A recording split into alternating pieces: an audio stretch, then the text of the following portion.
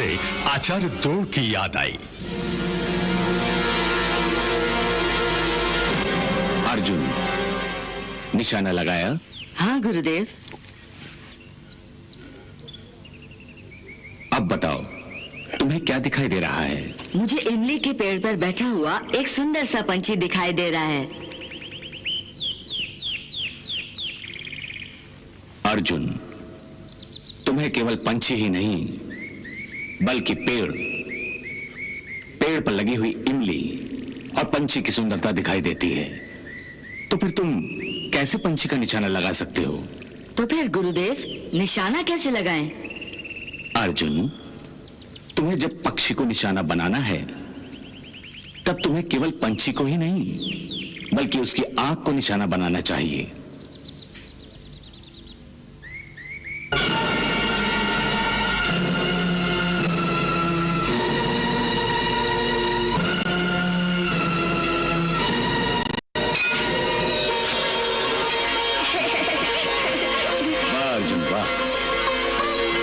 तुम सर्वश्रेष्ठ धनुधारी बनोगे, मेरा आशीर्वाद है तुम्हारे साथ। इसलिए मैं युद्ध नहीं करूंगा, मैं युद्ध नहीं करूंगा।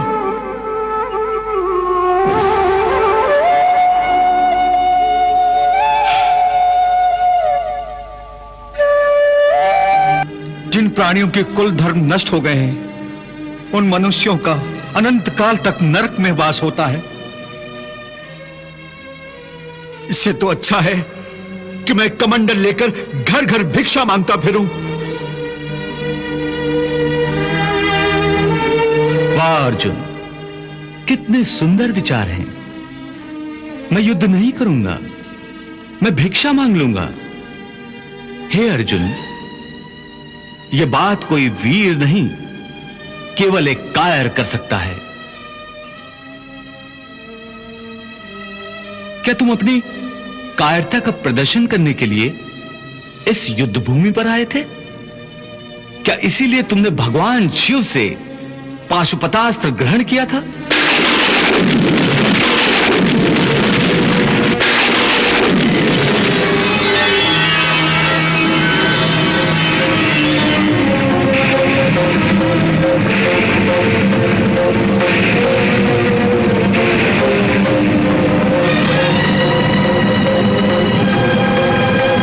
क्या वर्षों घोर तपस्या करके अपने पिता श्री देवराज इंद्र से तुमने दिव्यास्त्र इसलिए प्राप्त किए थे?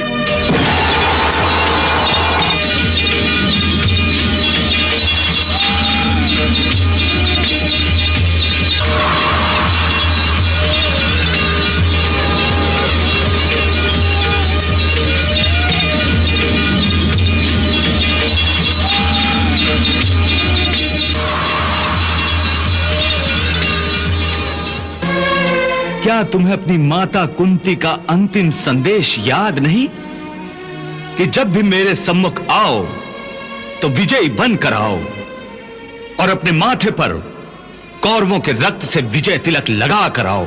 क्षत्राणियां यदि जीती हैं तो केवल इसलिए कि अपने वीर पुत्रों को युद्ध भूमि में यशस्वी होते देखें। 13 वर्षों तक मैं अपने पुत्रों के मुखमंडल का दर्शन नहीं कर सकी, मगर अब जब वो मेरे सामने आए तो अपने शत्रुओं के रक्त से विजय तिलक लगाकर ही मेरे सामने आए, वरना नहीं।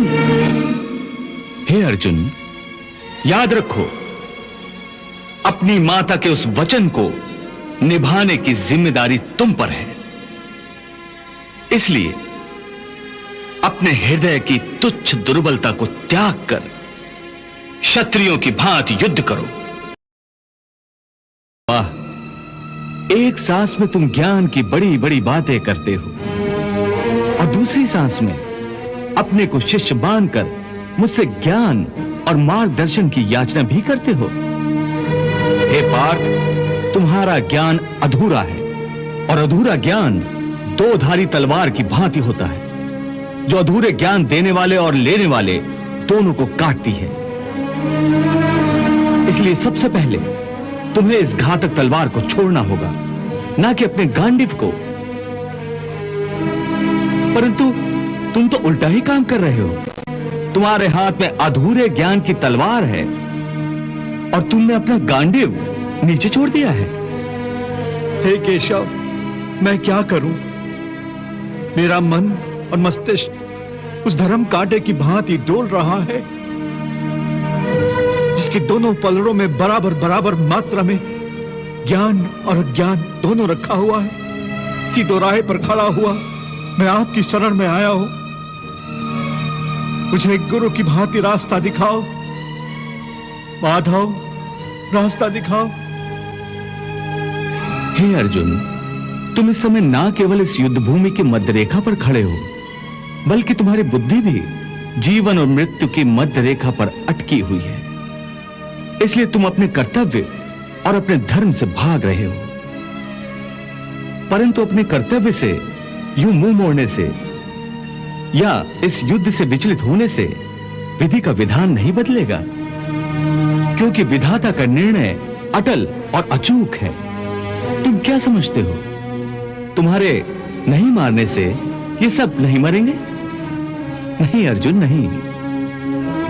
तुम इन्हें नहीं मारोगे तब भी ये मरेंगे, क्योंकि इनके प्रारब्ध ने इनकी मृत्यु का समय, दिन और क्षण तो पहले से ही निश्चित कर दिया है।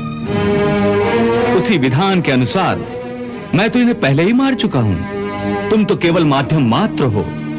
तुम्हारे माध्यम से मैं इन सब का वध करना चाहता हूं। तुम इसे अपना कर्तव्य समझो या प्रारब्ध, तुम्हें इन सब का वध करना ही है। मैं क्या करूं? मैं क्या करूं मधुसूदन? अपने मन को कैसे मारूं? अपनी भावनाओं को अपने ही पैरों तले कैसे रौंद डालूं? बताओ मधुसूदन, मैं क्या करूं? हे पार्थ, धर्म के रास्ते से हटाने वाली भावनाओं का त्याग करो। भावनाओं के समुद्र में डोलने के बदले तैरना सीखो। तुम तो एक कीर्तिमान पुरुष हो। अपनी निर्बलता का यूं प्रदर्शन करके तुम अपनी कीर्ति को नष्ट मत करो। एक वीर पुरुष के लिए उसकी कीर्ति का नष्ट होना उसकी मृत्यु के समान है। इसलिए युद्ध करो पार्थ, युद्ध, और अपनी कीर्ति, अपने कर्तव्य और अपने धर्म की रक्षा करो। अकीर्तिम चापि भूतानि कथयिष्यन्ति ते व्याम संभावितस्य चा कीर्तिर मरणाद अतिरिच्यते। इस धर्म युद्ध में यदि तुम मारे भी गए तो तुम्हें वीर गति प्राप्त होगी। तुम मरकर भी अमर कहलाओगे। इसलिए युद्ध करो। हतो वा प्राप्स्यसि स्वर्गम जित्वा वा भोक्ष्यसे महीम तस्माद् उत्तिष्ठ कौन्तेय युद्धाय कृत निश्चय। हे वासुदेव, तुम तो जानते हो कि मुझे अपनी मृत्यु की चिंता तिल भर भी नहीं है।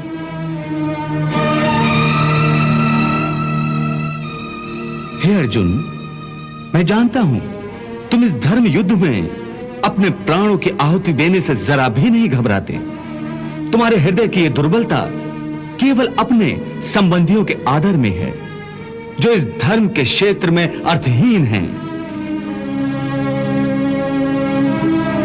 तुम्हें अपने संबंधियों की मृत्यु की चिंता है, परंतु तुम्हारा यह विचार तुम्हारे अज्ञान का खुला प्रतीक है। तुम ठीक कह रहे हो केशव। इस समय मेरी बुद्धि अज्ञान के अंधकार में डूबी जा रही है।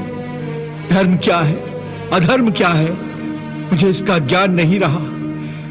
मैं कर्म के एक ऐसे दोराहे पर खड़ा हूं जहां से यही पता नहीं चल रहा कि धर्म का मार्ग कौन सा है और अधर्म का मार्ग कौन सा। मुझे अज्ञान के इस अंधकार से निकलने का रास्ता दिखाओ केशव, रास्ता दिखाओ। हे पार्थ, मैं तुम्हें इसी अज्ञान के अंधकार से निकालना चाहता हूं। इस अंधेरे में अंधों की भांति हाथ पैर मारने के बदले अपनी दूर दृष्टि को एक दिशा दो और देखो इस सृष्टि की ओर। इस सृष्टि में जो जन्म लेता है वो निश्चित रूप से मृत्यु के अधीन हो जाता है। इसका अर्थ यह है कि इस मृत्युलोक का हर प्राणी, चाहे वो मनुष्य हो, पशु हो, पक्षी हो या फिर पेड़ पौधा हो, हर सांस लेने वाला प्राणी अपने जन्म के साथ अपनी मृत्यु को भी लेकर आता है। हर प्राणी को एक ना एक दिन निश्चित क्षण पर मरना अर्थात अपना शरीर त्यागना ही पड़ता है। इसलिए तुम उनके मरने की चिंता छोड़कर अपना कर्तव्य समझकर युद्ध करो।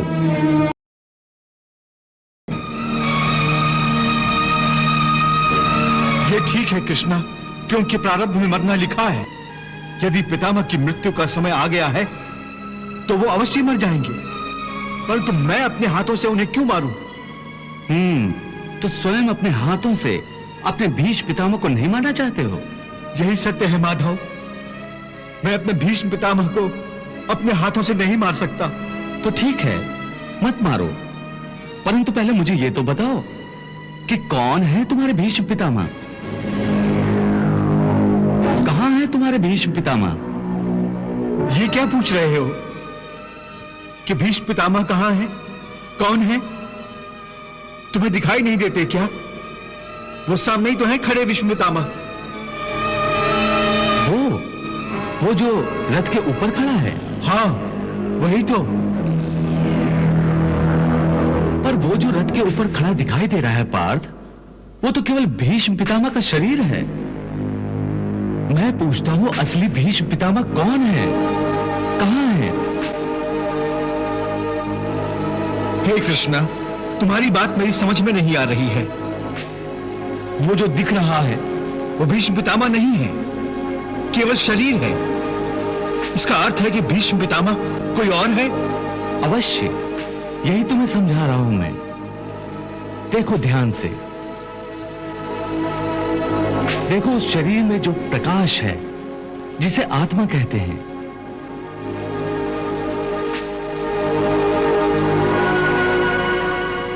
मैं तुम्हें दिव्य चक्षु प्रदान करता हूं।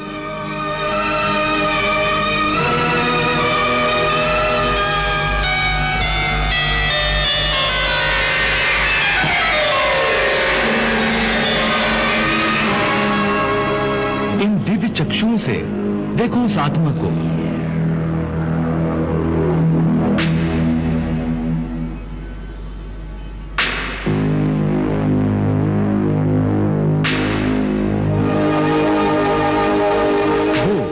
जो शरीर के अंदर आत्मा है, जो प्रकाश है, वही है असली भीष्म पितामह। दिखाई दे रही है उनकी आत्मा?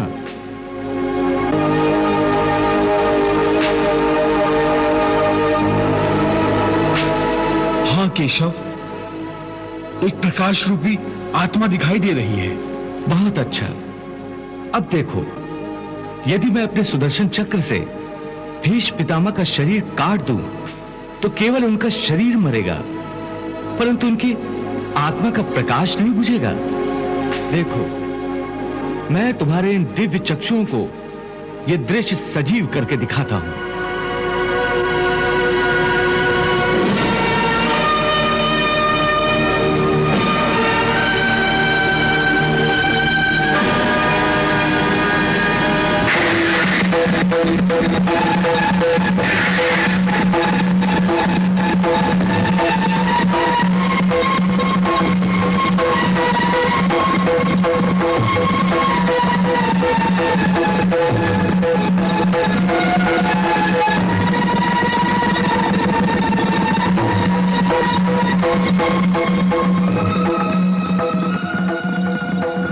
देख लिया अर्जुन, मेरे सुदर्शन से केवल उस शरीर का नाश हुआ है, उसकी आत्मा का दिया अब भी उसी प्रकार जल रहा है। हे कौन्ते, इस परम सत्य को अच्छी तरह समझ लो कि विश्व में केवल शरीर नाशवान है, किंतु आत्मा अविनाशी है।